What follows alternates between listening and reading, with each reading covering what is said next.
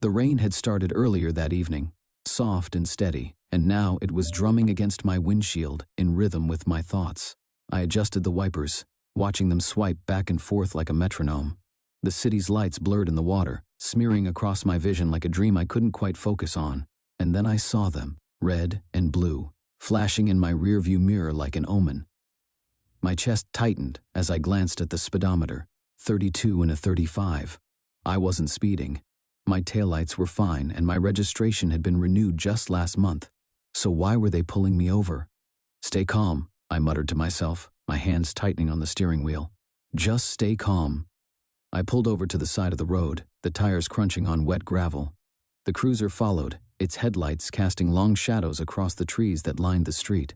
I shifted into park and turned off the engine, my fingers lingering on the key for a moment before letting go. This wasn't my first encounter with the police. Ashbridge wasn't the kind of city where you could avoid them, not if you were someone like me. Still, I told myself it would be fine. I hadn't done anything wrong, had I? The door of the cruiser opened, and a man stepped out. He was tall, broad-shouldered, with a posture that screamed authority. His uniform was spotless, the kind of crisp you only see on TV. Even through the rain, I could feel the weight of his presence, the way he carried himself like he owned the street, the night, the whole damn city. He approached my window slowly, deliberately, his boots crunching against the wet pavement. I rolled the window down halfway, enough to hear him over the rain but not enough to feel exposed. "License and registration," he said, his voice sharp, almost robotic. "Good evening, officer," I said, keeping my tone neutral. "Can I ask why I'm being pulled over?" His eyes narrowed, his jaw tightening. "License and registration," he repeated, ignoring my question. I nodded, my movements slow and deliberate, as I reached for the glove compartment. I wasn't about to give him any reason to escalate things. Not tonight. As I handed over my documents, his gaze lingered on me, his eyes scanning my face like he was trying to figure out where he'd seen me before. But I knew that look. It wasn't recognition, it was suspicion. "I'll be right back," he said, turning on his heel and walking back to his cruiser. The minutes dragged on as I sat there, the rain tapping against the roof like a restless drummer. I watched him in the side mirror, his silhouette lit by the faint glow of his dashboard. He was typing something, his hands moving quickly over the keyboard. "Come on," I muttered, my fingers drumming against the steering wheel. "What's taking so long?" I wanted to believe he was just running my plates, double-checking my license, doing his job. But deep down, I knew better. This wasn't about procedure. This was about power. He wanted to make me wait, to remind me who was in control. When he finally came back, his expression had shifted. The suspicion was still there, but now there was something else, something harder to place. "Step out of the vehicle," he said. I blinked, my heart skipping a beat. "Is there a problem, officer?" "Step out of the vehicle," he repeated, his tone leaving no room for argument. I hesitated for a moment, my mind racing. Arguing wouldn't help. It never did. So I opened the door and stepped out, the cold rain soaking through my jacket almost immediately. "Turn around," he said, gesturing toward the back of the car. "Open the trunk." I stared at him, my chest tightening.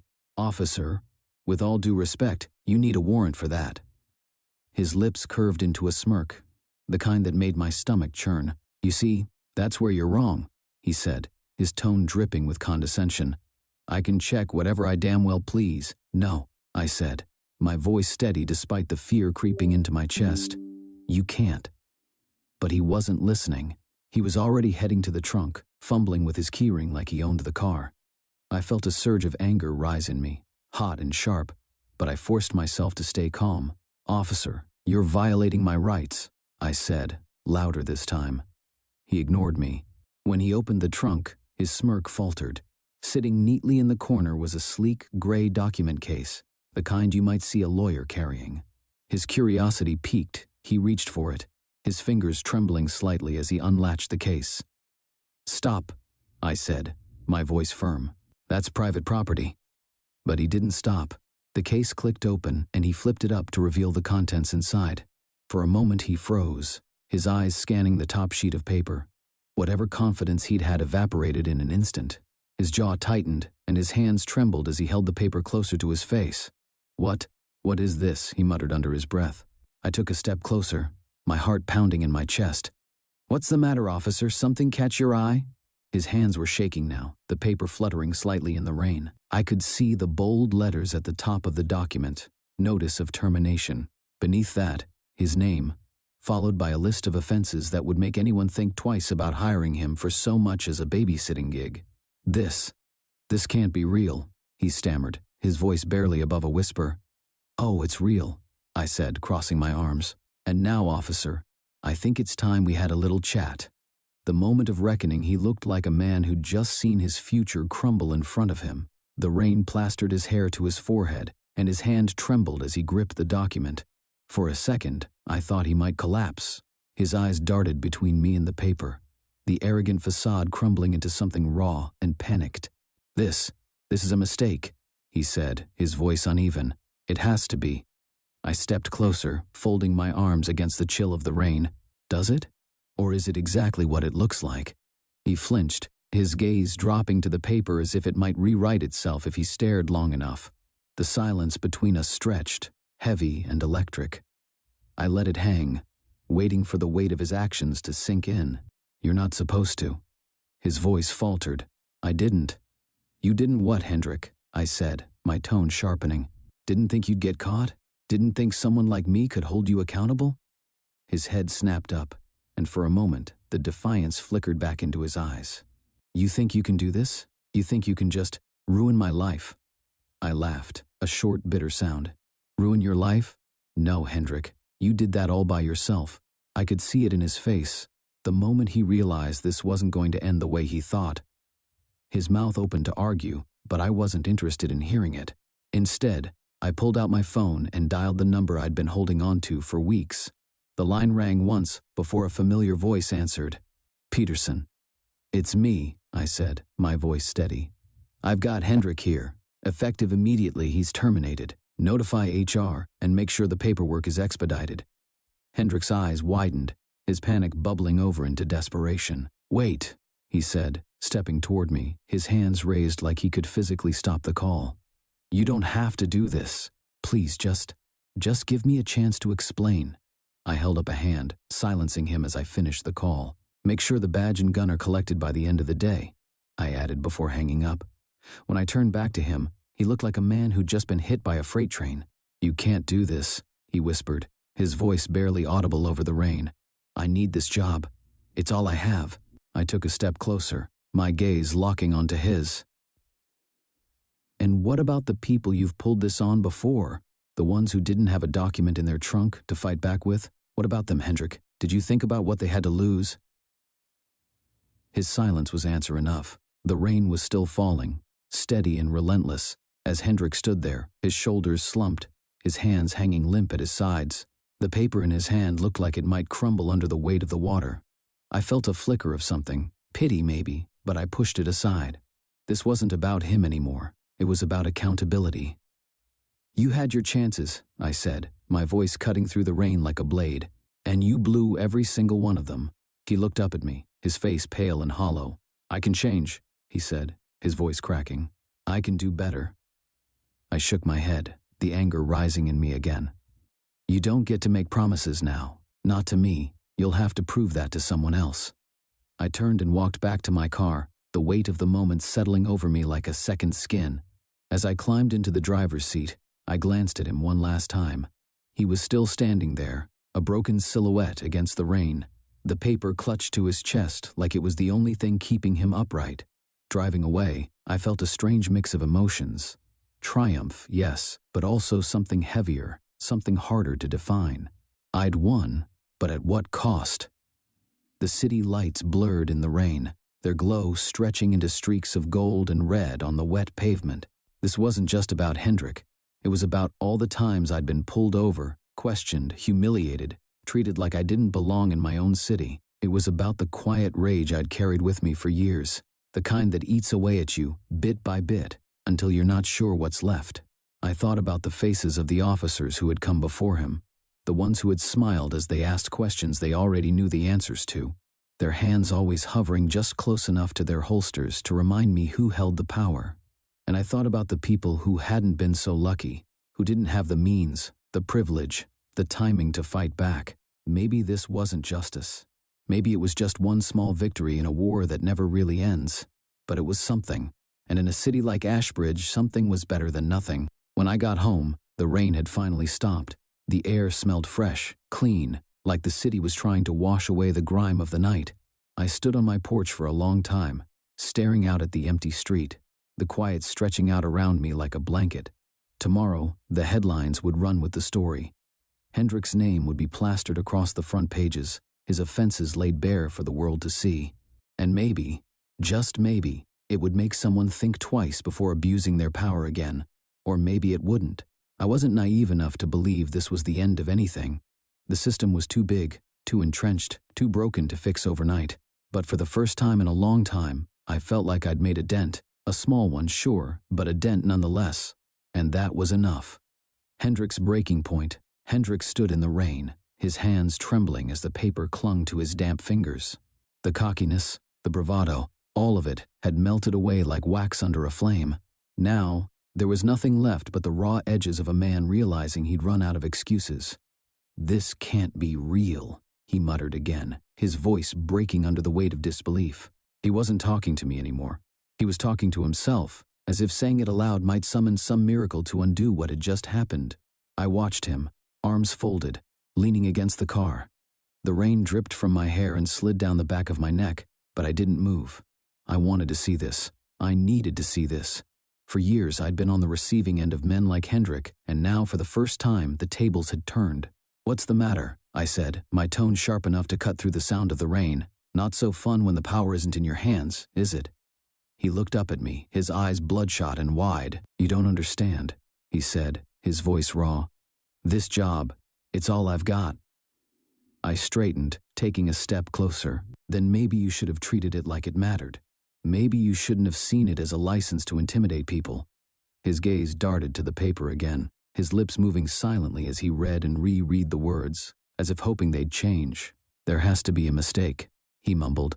"There has to be." The shift came quickly, too quickly. 1 second he was pleading, his words tumbling out in broken, desperate fragments, and the next, the anger was back. His head snapped up, his jaw clenching as his hands balled into fists. "You think you're better than me?" he spat, taking a step forward. "You think you're some kind of hero, sitting up there in your office, looking down on people like me?" I didn't flinch. I'd seen this before, this exact pattern. The fight for control, the need to reassert dominance, even when it was clear they'd already lost. "This isn't about me," I said, my voice calm but firm. "This is about you, about all the times you've abused the power you were given. You made your choices, Hendrik. Now you get to live with the consequences." He laughed then, but it wasn't the kind of laugh that came from humor. It was hollow, brittle, the sound of a man on the edge. "You think you're so righteous," he said, shaking his head. "But you don't know what it's like. You don't know what it's like to wear this uniform, to deal with the things I've dealt with." "Don't I?" I shot back, my patience finally snapping. "Don't I know what it's like to be treated like less than a person because of someone else's assumptions? Don't I know what it's like to be pulled over for no reason, to have my rights violated, to be humiliated just because I exist? Don't stand there and act like you're the victim here, Hendrik. Not tonight." His breath hitched, his chest rising and falling as he tried to hold on to whatever scraps of control he had left. But it was slipping. I could see it in the way his shoulders slumped, the way his eyes darted around like a cornered animal. "I didn't mean for this to happen," he said finally, his voice barely above a whisper. I was just trying to do my job." I tilted my head, studying him. "Your job?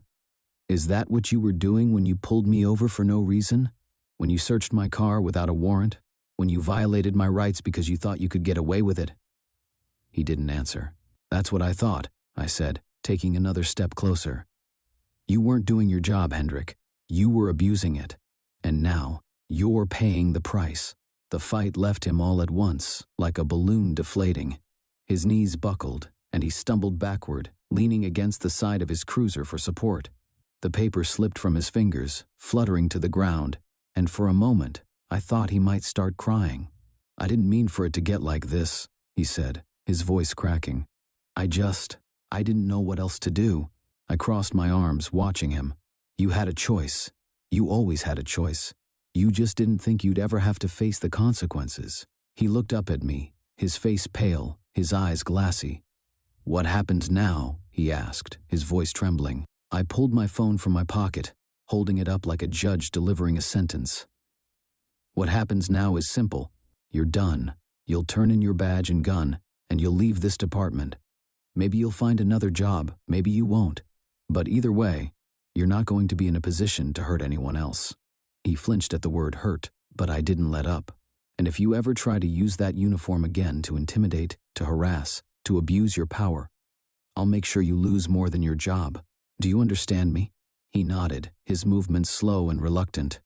"Yeah," he said, his voice barely audible. "I understand." "Good," I said, slipping my phone back into my pocket. "Then we're done here." I turned to leave, but something made me stop. I glanced back at him, his figure hunched against the cruiser, the rain soaking through his uniform. For a moment, I felt a flicker of pity, a fleeting, fragile thing.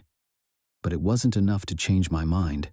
"Hendrik," I said, my voice cutting through the rain, "here's a piece of advice. If you ever get the chance to wear another badge, remember what it's supposed to stand for. Protect and serve, not harass and intimidate." He didn't respond. He just stood there, silent and soaked, as I walked away. As I drove home, the rain finally began to let up, the sky softening into a muted gray. My hands gripped the steering wheel tighter than they needed to, my knuckles white against the leather. I thought about Hendrik, about the look on his face when he realized he'd lost everything. Part of me felt satisfaction, vindication, but another part felt something else, something heavier. This wasn't justice, not really. Justice would have been stopping him before he hurt anyone. Justice would have been a system that didn't allow people like him to thrive in the first place. But this was all I had, a small victory in a sea of losses. And for tonight, that would have to be enough. A quiet ride. The rain had stopped by the time I got back into the car. The air smelled clean, like the city was trying to wash away everything that had just happened. I turned the key, the engine sputtered to life, and for a moment, I just sat there, my hands gripping the steering wheel as I stared out at the empty street. Hendrik was still standing by his cruiser, a shadow against the streetlights. He didn't move, didn't shout, didn't beg anymore. His head was down, his shoulders hunched, the resignation settling over him like a heavy cloak. I thought I'd feel something more, satisfaction, maybe even triumph, but all I felt was a dull, gnawing emptiness.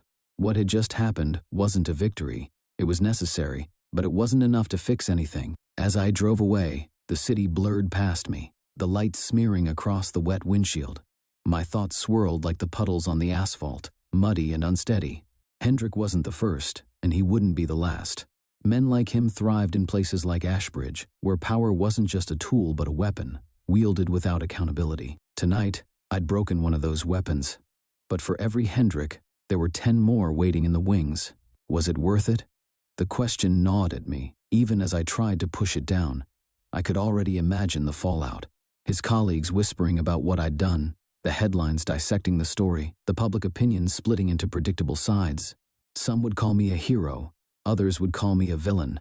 The truth, as always, would fall somewhere in between. As I turned onto my street, my phone buzzed. I hesitated before answering, the familiar name on the screen giving me pause. "Peterson," I said, my voice flat. "Just got the paperwork," the chief said. "Effective immediately. Hendrik's out. HR's already processing the complaints. You did the right thing." The words felt hollow, even as I nodded. "Thanks, Chief." There was a pause on the line, the kind that stretched just a little too long. "You okay?" he asked finally. I looked out the window at the darkened houses, their windows glowing softly with the warmth of lives that didn't feel this heavy. "I don't know," I admitted. "Maybe." "You've done more than most would," he said, his voice softening. "More than enough. More than enough." The words hung in the air long after the call ended, their weight pressing against my chest. The house was quiet when I walked in, the soft hum of the fridge the only sound. I kicked off my shoes, leaving a trail of rainwater on the floor as I made my way to the living room. The couch beckoned, its worn cushions promising comfort, but I couldn't sit. Not yet. Instead, I walked to the window looking out at the street. The rain had stopped completely now, the pavement glistening under the faint glow of the streetlights. It was peaceful, almost serene, a stark contrast to the storm raging in my head. I thought about Hendrik, about the way his face had crumpled when he realized it was over. I thought about the people who had come before me, the ones who hadn't been able to fight back, and I thought about the ones who never would. The next morning, the world moved on as it always did. Headlines ran the story, and for a brief moment, Ashbridge buzzed with whispers of accountability and reform. But I knew how these things went. The attention would fade, the outrage would dissipate, and the system would keep grinding along. But maybe, just maybe, this time would be different. I opened my email to find a message from Peterson. The subject line was simple: progress. Attached was a report detailing the changes the department was already implementing: new oversight measures, mandatory training, a commitment to transparency. It wasn't much, but it was something, and in a city like Ashbridge, something was better than nothing. That evening, as the sun dipped below the horizon and the city settled into its familiar rhythm, I found myself back at the window. The street was quiet, the air heavy with the promise of another storm. I thought about everything that had happened, about the choices I'd made and the lines I'd drawn. Hendrik was just one man, one symptom of a much larger problem. But tonight, for the first time in a long time, I felt like I'd done more than just survive. I'd fought back, and maybe, just maybe, that fight would inspire someone else to do the same. Because the world doesn't change all at once. It changes in moments, in decisions, in actions, in the choices we make when no one else is looking. And tonight, I'd made mine. As the first drops of rain began to fall, I stepped away from the window, a quiet resolve settling over me. The fight wasn't over. It never would be. But for now, I was ready to rest.